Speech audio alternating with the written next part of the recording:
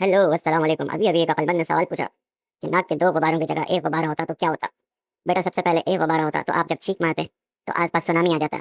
आपकी सारी गलहज़तें लोगों के मुँह पे चिपकी हुई होती क्योंकि गंध आप इतने प्रेशर से थ्रो करते कि आस-पास की सारी फ़िज़ा मुअत्तर हो जाती। इसकी दूसरी वजह ये भी है कि आपके नाक का 1 गुब्बारा अगर होता तो आस-पास के सारे मक्खी, मच्छर अपना बिस्तर-शिस्तर लेके आपकी नाक के अंदर सो रहे होते और सारी रात मास्क लगा के सो रहे होते क्योंकि आपकी नाक की गलहज़त के अंदर उनका दिन भी बुरा गुज़रता।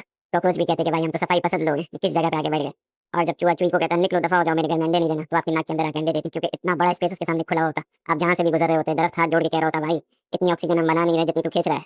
लेकिन इसका एक फ़ायदा ये भी है कि जहाँ पहले एक उँगली डाल के आराम से सफाई करते थे, अब आप एक झटके में 3-4 उँगलियाँ एक साथ घुसेड़ के सफाई कर सकते हो। लेकिन इस प्रोसेस में आपकी जान भी जा सकती है क्योंकि सांस लेने के 2 सुराख इसीलिए होते हैं कि एक को कुछ हो जाए तो दूसरे से काम चलता रहे। लेकिन आपने 3 ही उँगलियाँ घुसेड़ दी तो आप वहीं पे मरमरा जाएँगे। इसीलिए कोशिश करें जब भी सफाई करें तो कम से कम मुँह खुला रखें। एक फ़ायदा ये भी है कि जब आपको नज़ला ज़ुकाम होगा आपके घर से 3-4 लोग और कपड़े-शपड़े लेके घुस सकते हैं अंदर, आराम से सारी सफाई कर सकते हैं। क्योंकि अगर उन्होंने ऐसा नहीं किया तो आप छींक मार के उनका पूरा हुलिया बिगाड़ देंगे। अलबत्ता लड़कियों का बड़ा मसला होगा। इतने बड़े एरिया में उनकी नोज़ पिन नहीं आ सकती, इसलिए वो ओलंपिक के लोगों की तरह एक एरिया से दूसरे एरिया तक जाने वाले सर्कल्स खरीदेंगी, उनको आपस में मिलाएँगी।